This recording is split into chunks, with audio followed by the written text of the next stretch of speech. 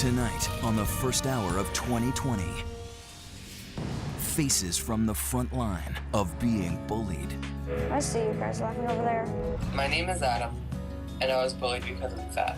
My name is Mary Kate, and I was bullied because I am pretty. What do you think your friend was trying to do? I think she was trying to kill me. My name is Miliano, and I was bullied because I'm gay. My name is David Long. My son Tyler was bullied because he was different. So I stepped into the room and I found Tyler in the closet, but it was too late. What more could you have done? I could have taken him out of that terrible school. It shouldn't be a battleground. It should be a happy place. For the first time, bullies speak up. I bully because I look cool and I can get away with it. Tonight, how one school fought back and became a refuge. When Emiliano walks into a classroom with purple hair, students say, "Wow, you look great." Plus, our newest feature, The Last Word. You'd call it crazy. They just call it. You know the song, Wild Thing, You Make My Heart Sing? Wild Thing. He makes our heart sing. People who live with what? I absolutely love Kaplan, and Kaplan loves me too. How do you know other than the fact that he's making out with you? Watch what's next. Here's Chris Cuomo and Elizabeth Vargas. Good evening. Kids being bullied, sometimes to death. It is a story you see in nearly every headline today, but sadly, it's a story we were covering as long as 18 years ago, right here on 2020. And yet there's certainly nothing old about this problem. In fact, it seems the passage of time has only made bullying worse. Listen to this. 160,000 kids a day miss school because they're too afraid to go. But it only takes one child lost to destroy a family. Until now, you've heard mostly about the victims, but tonight we'll also hear from the bullies themselves. Why do they do it? And more importantly, what do they say is the solution? Hey, Tim. It's alarm clock, our first alarm clock. Yay! Keep going. See, I can do it. David and Tina Long adored their 17-year-old son, Tyler. He was the type of individual that could be in the middle of a crowd, not know nobody's name, not know anything about them, and strike up a conversation and be just so at ease. You envied that about him? I envied that. I mean, because that's not me. That was him. Made you proud? Made me proud.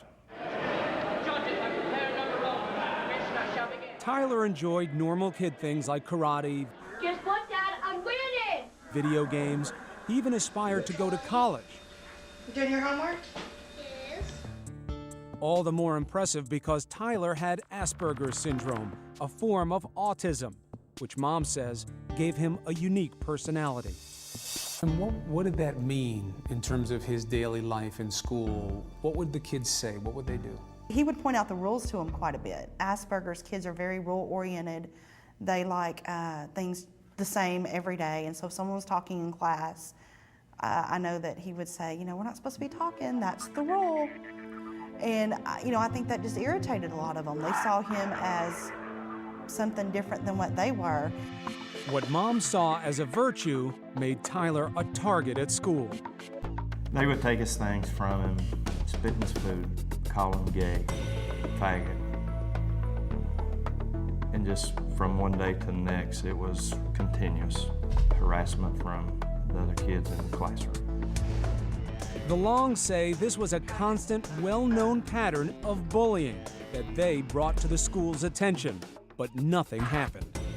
We started complaining to the school very early on. Right away? Yes, Yeah. right away. And what did they say? You get the same old adage, boys will be boys. You know, how can I stop every kid from saying things that shouldn't be said? What do you want me to do, Mr. and Mrs. Long? I've done all I can. They say this went on for years, and eventually their fun-loving son disappeared. I just remember the last couple weeks looking back that it wasn't there. I mean, he just seemed like he was a hollow person. They had taken something from him. They had took his pride from him. On October 17th, 2 months into his junior year, Tyler Long changed out of his pajamas into his favorite t-shirt and jeans, strapped a belt around his neck, and hanged himself from the top shelf in his bedroom closet. So I stepped into the room, and I found Tyler in the closet. At that point in time, I rushed over here, picked Tyler up, tried to relieve pressure off his neck, and I started screaming for Tina. I couldn't get the belt off his neck. So Troy brought me a knife and I cut the belt off his neck, laid him down. We checked to see if he's still alive. But it was too late.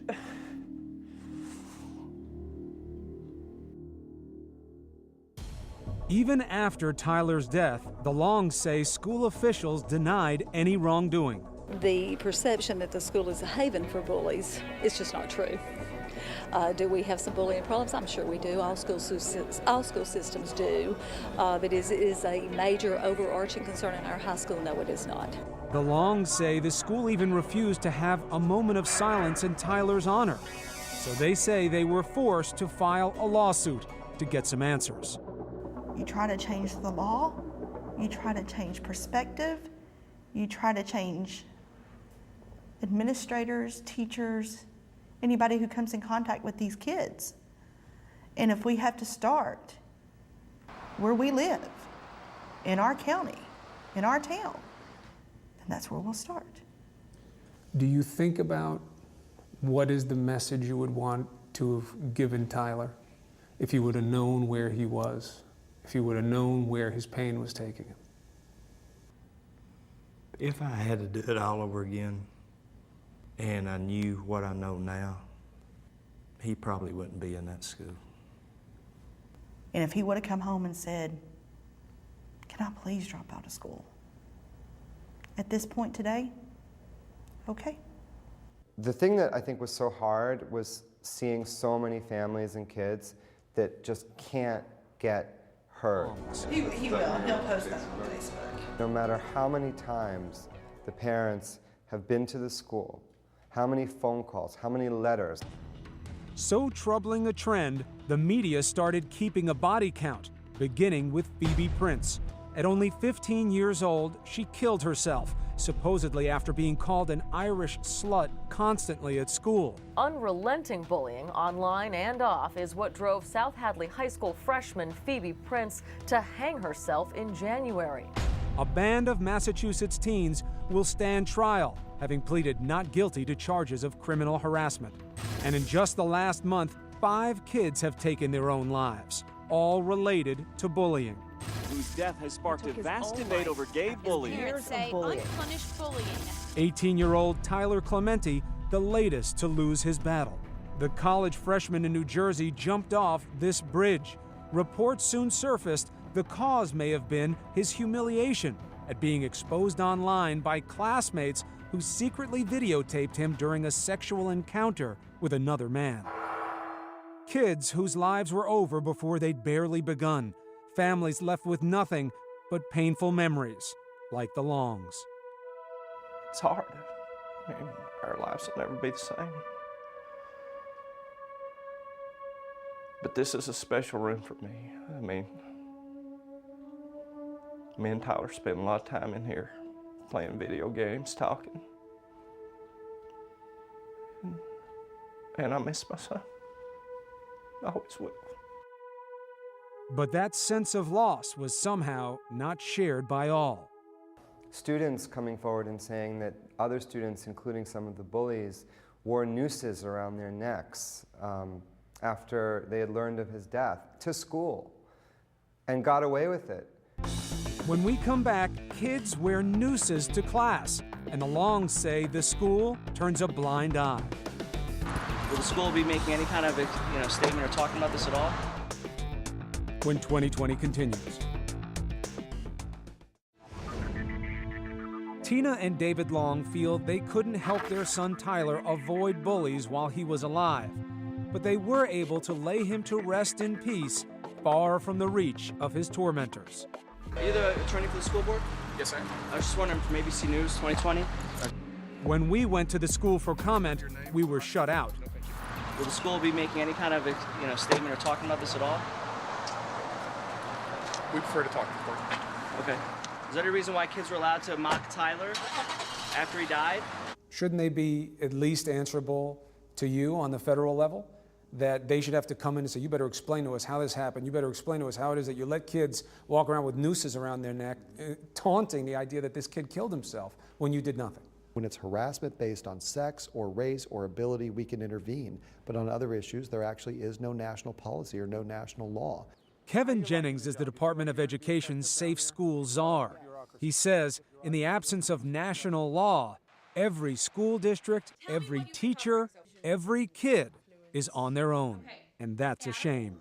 160,000 kids will stay home from school today because they're afraid of being bullied. Let's put the bullying crisis this way. So many kids stay home every day. It would be like we woke up this morning and we lived in Washington, Baltimore, or Boston, and in those three cities, not a single kid came to school today. A point driven home for Jennings by the button on his lapel, an 11-year-old boy who's become the face of the bullied child. The week I was asked to come to Washington was the week a young man named Carl Joseph Walker Hoover committed suicide in Springfield, Massachusetts. I gave all of my staff a button, which we all wear every day, to remind ourselves that that's what our work is about, that we don't want another Carl to happen in America. Carl Joseph Walker Hoover, a Boy Scout and model student whose life at school became a living hell. Tell me about your son. Carl was a wonderful boy. He played basketball, football, and soccer, and he just loved his family. We did everything together as a family. His mother, Sediner, says he was ostracized by bullies who thought he was gay. He told me that they were calling him gay. You act like a girl, you must be a girl. And he would never go into detail, but he just would say that I hate this school. I wish I never went to this school. Here, you believe this wasn't about what Carl was or wasn't. It was about attacking him any way they could. It seems like that this is something that is going around, that kids will just say to other kids, you know, you must be gay, without even knowing what gay is or what it means. Sediner says she tried to teach Carl to cope, to ignore the taunts, to just walk away or tell the teacher. But she says no one stepped in to help. The kids that were bothering him, they knew how to manipulate and tease him so that he would react, and then the teacher would only see his reaction and not see what the kids had done to provoke him. Sediner says when the school did decide to take action, it was against her son, not his bullies. On April 6, 2009, 11-year-old Carl Joseph Walker Hoover lost interest in life and hanged himself in his own home. His mother says, like so many of these cases, when Carl died, the school offered few condolences and lots of excuses. She had said to me that they can't patrol the hallways, and they can't patrol the bathrooms, and they can't patrol the cafeterias. And I had said, you know, that's where all this is taking place. You know, I felt like I had failed him as a parent, and I will go to my grave feeling that I failed Carl as a parent. What more could you have done? I could have homeschooled him. I could have taken him out of that terrible school. It shouldn't be a battleground like, you know, Afghanistan or Iraq. It shouldn't be like that. It should be a happy place, you know, a place where they learn.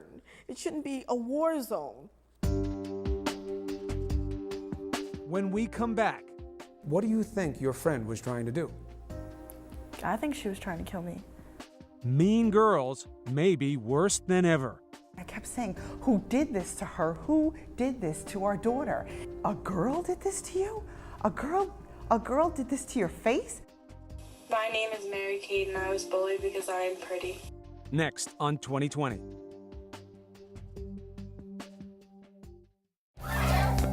Millions watched online as this Florida girl was beaten to a pulp by a band of bad girls. In Seattle, this teenage girl was beaten by bullies as bystanders simply watch. All over the country, shocking cases of girls being very mean girls. 16-year-old Mary Kate Bell knows all too well that bullying can get very violent. High school just changed everything for me. She says every day in her Long Island, New York high school is like running through a minefield, trying to avoid her former best friend, who's now her bully. I've been having like nightmares about her, and just seeing her in school gets me like nauseous. Mary Kate says the fight started over a boy. Just a bunch of rumors started, and she just got really angry. Jealousy would take the form of constant bullying, she says, at school, at home on the internet, and her cell phone. We were just texting back and forth. Angry? Yeah, and she was telling me she's gonna come to my house. Her mother, Kathy, says it was a non-stop assault, all hours of the day. There was a pattern of her being bullied. Oh, absolutely. 3 o'clock in the morning, text messages, phone calls, threatening calls. The girl harassed her for 2 solid weeks. She harassed her. Now bullying can occur 24/7. It's relentless. You can constantly be preyed on and stalked. Psychologist Gail Saltz says the internet has made bullying easier and harsher than ever. How constant can the bullying be? It is constant because when they're not actively being bullied, they're actively fearing the next bullying event. And if this sounds like typical teenage drama, there was nothing typical about what happened next. One afternoon when Mary Kate's attacker came to her home, a beating so brutal, she woke up in the hospital. And we walked into the emergency room, and all of a sudden faces started turning, and I thought, oh my God, everybody's staring. Why are they looking at me like that? Something's bad's happened. And the mother and me ripped the curtain open, and I look behind, I'm like, oh my God, and she starts crying. And I said, oh my God, who did this to you? Who did this to our daughter? This is what Mary Kate looked like. When you look at this picture, what do you think your friend was trying to do? I think she was trying to kill me. But the Bells say the school refused to expel Mary Kate's bully because the alleged attack took place off campus. So they ignore it? They don't ignore it, but they can't legally do anything because it happened on a Saturday at my home, not in school. So 2 weeks after she was released from the hospital, Mary Kate returned to school, only to face her tormentor again. The taunting from her didn't end after the fight on the lawn, right? No. It was like my first day back, and her friend were running up behind me, and it was just looks in the hallways and like nudges in my shoulder. She was writing things on her Facebook page. Yeah, it was Karma's a bitch, you got what you deserve. I hope you learned your lesson. Yeah. A year later, and Kathy Bell says her daughter still lives in fear, and she'll never be able to make sense of how Mary Kate fell victim to bullying. What would make somebody so angry as to take her face and repeatedly bash it into Belgian block till her face was falling off and leave her unconscious? All the way across the country in Spanaway, Washington, a death threat targeting an 11-year-old. This video was posted by Piper Smith's classmates, uploaded on YouTube, called 6 Ways to Kill Piper.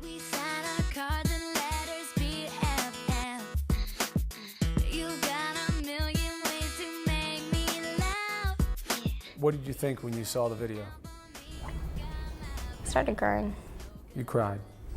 Because I didn't think it was going to be like that. Do you think they saw it as a joke? No. What do you think they saw it as? I think they meant it.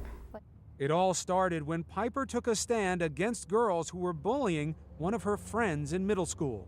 They started to tease other girls and stuff, make fun of them. And this one girl in our class, they would actually like physically bully her, like they'd kick her and stuff, and they called her names all the time. They excluded her from parties, and yeah, she's my friend. She's really nice. You don't like it. What do you say to them? I told them to stop because I was sick of it, and they were being rude to everyone, and I walked away. Piper was doing the right thing, but it turned out to be the wrong move. She had been a popular member of the in crowd, but now she was the target of red-hot hatred online. I was shocked. I thought it would just be kids being kids, something funny. And it wasn't funny. I mean, the very first scene, she's laying there dead. The Smiths say they turned to the other kids' parents, then to the school to ensure Piper's safety. But they say it took letters to the central office and media appearances like this. They didn't do anything to ensure her safety in school. I hope to find kids making jokes, and it wasn't. It was death. For the kids involved to receive a 4-day suspension. The combination of the threats on your daughter and the reaction or lack thereof by the school. You just couldn't deal with what you believed was your daughter being vulnerable. Yeah, I mean, that's what you spend your life doing, is protecting your child. Yeah, I couldn't believe the video was done in the first place. I couldn't believe the parents didn't bring their kids and say, we're really sorry, this was just their bad idea of a joke. I couldn't believe the administration letting me down, telling me, we'll handle this while she still goes to school and gets bullied. I mean, the intimidation is what it is. That she would come home and say, Mom, she'd cry. She'd cry when she came home from school. My baby was missing 2 and 3 days of school a week. Victims and their families have been speaking out, but the people we may need to hear from the most have been silent until now. My name is Alex, and I was a bully. My name's Alicia, and I was a bully. When we come back, a rare look inside the mind of the bully.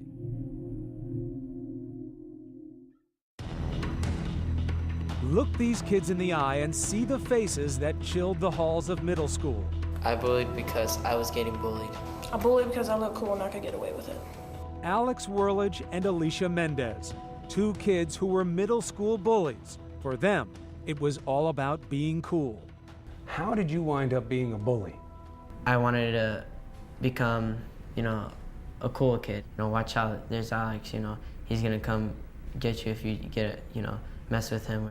Alex says he decided to target other kids to avoid being targeted himself and was quick to pick on just about anyone. What would somebody do that would wind up putting them in the crosshairs?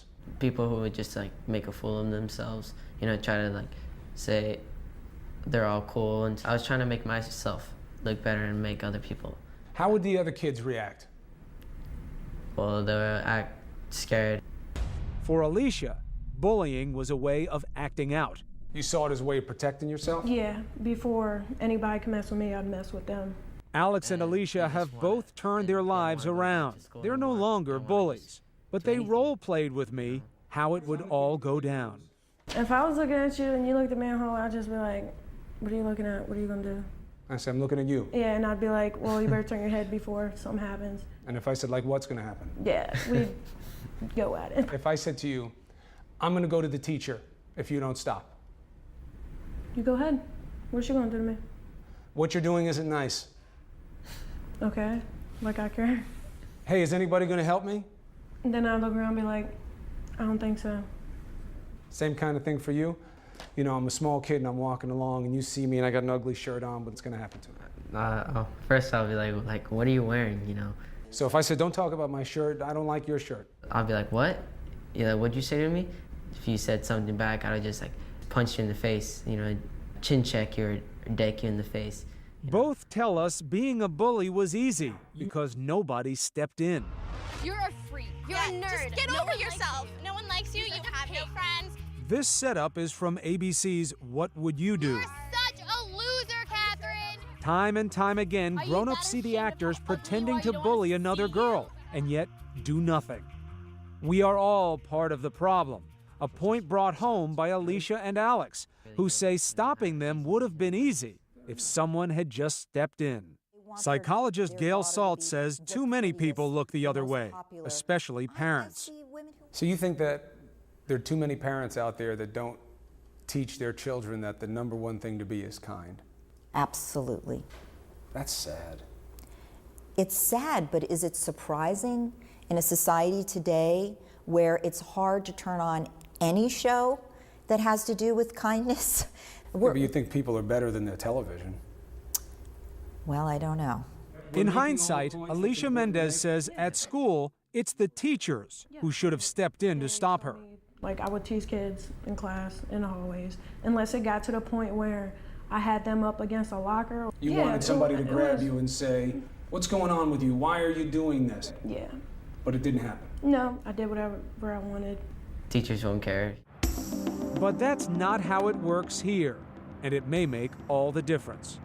This is the Alliance School in Milwaukee, Wisconsin, a charter school where lead teacher Tina Owens says respect is the top priority. It doesn't matter who you are or how you look or what you believe. It's about getting a great education and learning to work with all sorts of people who are very different from yourself. They got to deal with this. Teachers here are trained to intervene immediately. We have a student who was talking a lot in class, and another student got really frustrated, and they started arguing and got into a fight. Ellie constantly just cuts people off and constantly cuts people off. But I believe that she should also give other students a chance. They don't get the class confused. Mm-hmm. Usually I have students write down what happened after an incident, just to give them a space to vent and to think about everything. Is this something where the two people are still angry at each other, where there's blame going on? Or is this something where the students are already reflecting and going, wow, I regret that. That was not me, that was wrong. But the result has been right. Okay, she actually was really good in the way she resolved it. Leading to higher attendance, fewer dropouts, and a safe haven for kids who used to feel like outsiders at other schools. My name is Adam, and I was bullied because I'm fat. At the end of the day, it's not about the clothes you wear or your boyfriend or your girlfriend. It's who you are. My name is Miliano, and I was bullied because I'm gay. Gay, fag, stupid. You just walk in the bathroom and there'd be a couple girls standing around and they'd just look at you and they'd kind of laugh and you can know that they're talking about you. No matter how old you're putting yourself out there in a world that's not ready to accept you and accept people that are different. When Emiliano walks into a classroom with purple hair, students say, wow, you look great. You know, a lot of people are struggling with much bigger risks that they're really... But should separating the bullied from the bullies be the only answer? Kevin Jennings says teachers everywhere need to be held accountable. There is no standard. There is no standard, and there's no training. What are they supposed to do? Most of them don't know what to do, and a lot of them get paralyzed. They don't know what to say. They're afraid if they do intervene, there's going to be angry parents at the school and that the principal's not going to support them, and that they get paralyzed. They don't know what to do. And yet teachers may be the key, says former bully Alex. The teachers should be talking to the kids, doing like a class or period, you know, saying, well, look, this is what bullying causes. Emotional depression and, you know, physical hurtness. This weekend will mark 1 year since Tyler Long took his own life. His family hopes sharing his story and their pain will make a difference. I feel Tyler every day. There's not a day that don't go by that I don't feel it. It hurts. But until something is done, I'm quite sure other parents will go through the same thing. Stay on the road. It needs to change. We've got some great resources for anyone, especially parents, on the 2020 page of our website, abcnews.com. And I'm really here for you on this. If you want, you go to Facebook or you go to Twitter and follow me. Ask your questions. I'll be there. We'll be right back. We're launching a new segment tonight, something we call The Last Word, except tonight's kickoff is guaranteed to leave you pretty much speechless. It's the animal story to end all animal stories. We've seen the owners with the crazy pets, or maybe the other way around, but tonight we'll leave you asking, you live with what? Maybe that's the last word. It's a safe bet that no one had this in mind when they first sang about a home where the buffalo roam. But then it's a safe bet no one ever thought they'd see a buffalo as the best man in a wedding either. Oh, he just sat up there looking all nice and pretty. He held the reins, and when he got tired of holding them, he slung them off. You know the song, Wild Thing, You Make My Heart Sing? Well, that kind of fits in our role. You know, he makes our hearts sing. Wild Thing is a buffalo, well, technically called a bison, who's lived with Sharon and R.C. Bridges in Quinlan, Texas for the last 5 years. A beloved and frankly startling member of their family. To me, he's just a little baby. RC, a rancher and former rodeo clown, and Sharon, who's part Native American, began raising Wild Thing when he was just a calf. Oh, look, he had Jano. He's my best friend. When I hug him, I can feel the love coming through, just like we hug your kids. Except for this deadly reality.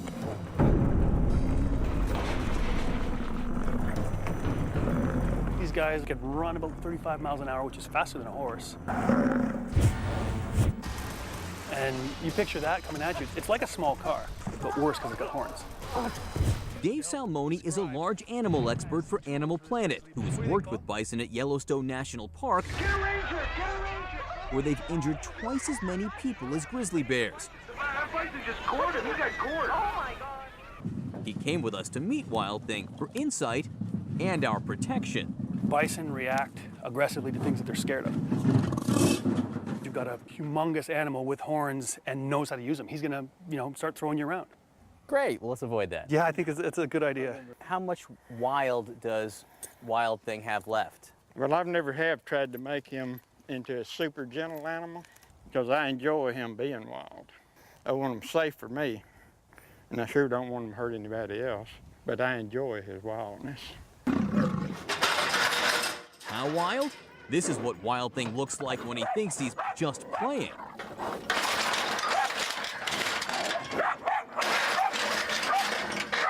It makes this vision all the more amazing.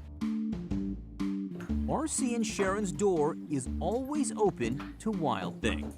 He's chilling inside a house here. Hello, Wild Thing. Hi, baby. He has the run of the house. Why not? You let your kids in the house, don't you? This is a big guy in a not so big house. Well, the house used to look bigger before he grew. I'm gonna come over here. Did he ever wreck anything in here? No, he's never tore up anything, and he's never used the bathroom in the house. And that amazes me because I don't know how to potty train a buffalo. And he stays really calm inside here? Yeah, he never has been bad in here. He tears up everything on outside and doesn't tear up anything in the house. Now, one time he picked up a couch and moved it, but I told my wife she probably had it in the wrong place anyway. So he's better behaved than you guys are. Oh, yeah. I would rather him be in here than my kids most of the time. And to all the people out there who see these pictures and are watching this and are going like, this is a freak show, what do you say to them? I say enjoy the pictures. Well, enjoy these too. Honey, come back here. If I sit on the step, he's not going to eat me, is he? He will not eat you. Okay.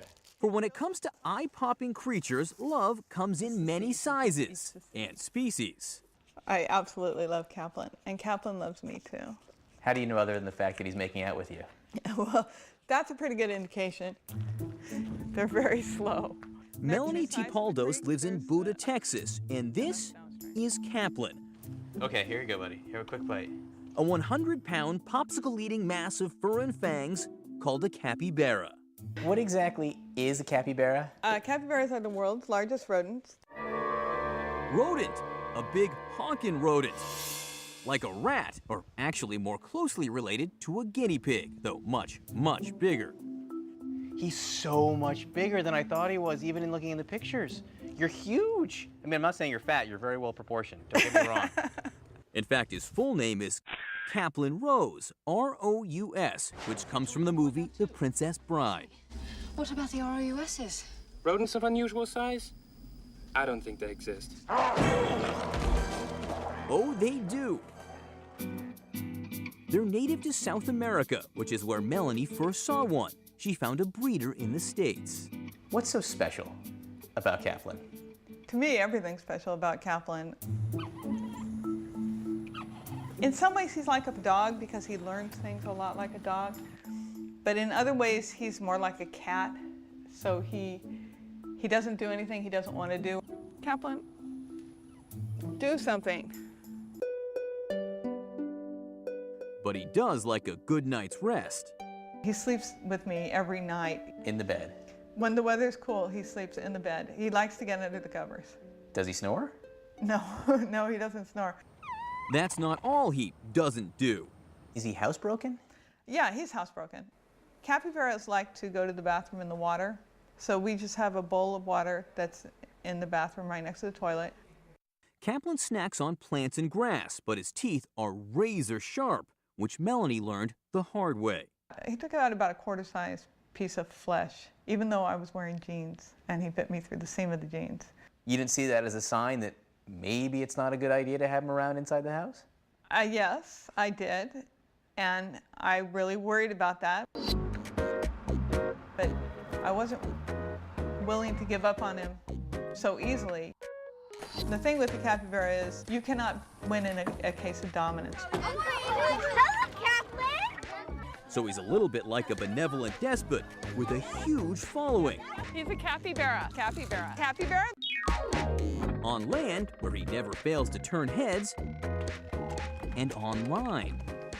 How many followers does he have on Twitter? About 3,500. Kaplan is an internet celebrity with a personality all his own.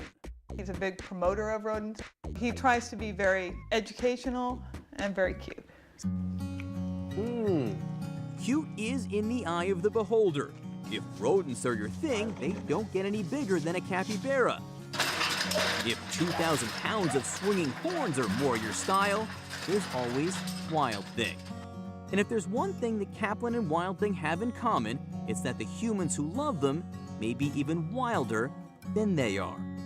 Are you 100% convinced you're not nuts here? No, I'm not 100% convinced. I may be nuts. That may be exactly why I'm doing this. To see more stories about other wild things, watch Fatal Attractions on Animal Planet. And we'll be right back. Thank you for watching. I'm Chris Cuomo. And I'm Elizabeth Vargas. For all of us at 2020 and ABC News, we're in touch, so you be in touch all the time online at abcnews.com. You can also contact Chris on Twitter and connect with either one of us on Facebook. Have a great weekend.